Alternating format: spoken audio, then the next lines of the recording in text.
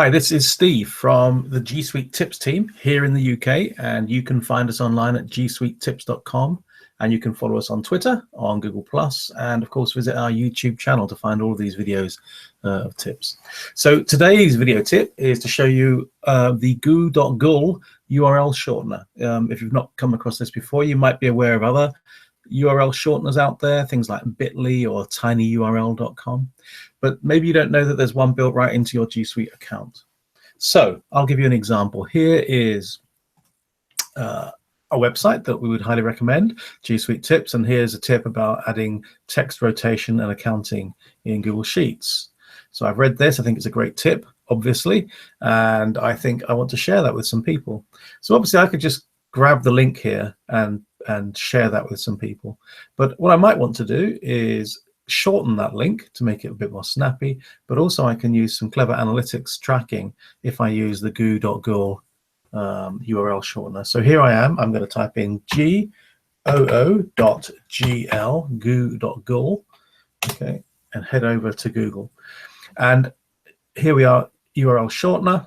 And we can see that I'm signed in. Make sure that you're signed in. If your Chrome account has been signed out, it won't save your links. It will generate them, but they won't be a part of your account.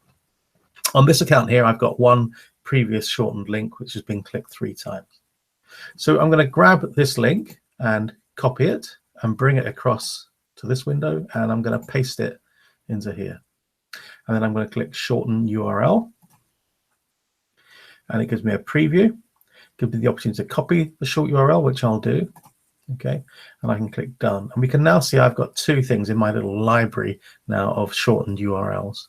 And obviously, if I was doing this a lot, I would get many of these, and I could have multiple pages full with listing 15 or 20 of them. And I could move backwards and forwards through those pages. I just have 2 in this account right now. So if I paste this URL into a new window, okay, paste and go, it's going to take me to that URL, which is great, and gets me there, and obviously it expands the URL when you arrive. If I click back here on the URL shortener and refresh the page, okay, we can see that there's been 1 click through. That was me, obviously, but if I create a new incognito window, okay, and then I paste and go URL into here, obviously that's going to get to the same target URL as well, okay. And I'm going to close this incognito window down, and I'm going to go back to my listing. I'm going to refresh, so it should go to 2 now, and I can see that there's been 2 clicks on this URL.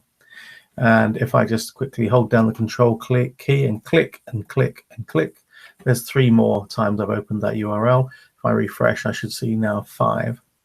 Okay, and I can see 5. Now that 5 is actually a hyperlink itself, and if I click on there, I'm going to get my analytics. So for this particular shortened link, here's the original URL.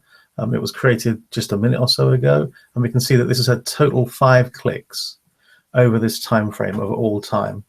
That's not very useful, as this has only been alive for a few minutes. So let's just say down to the last 2 hours, and we can see that all the clicks have come in the last few minutes as I roll over here.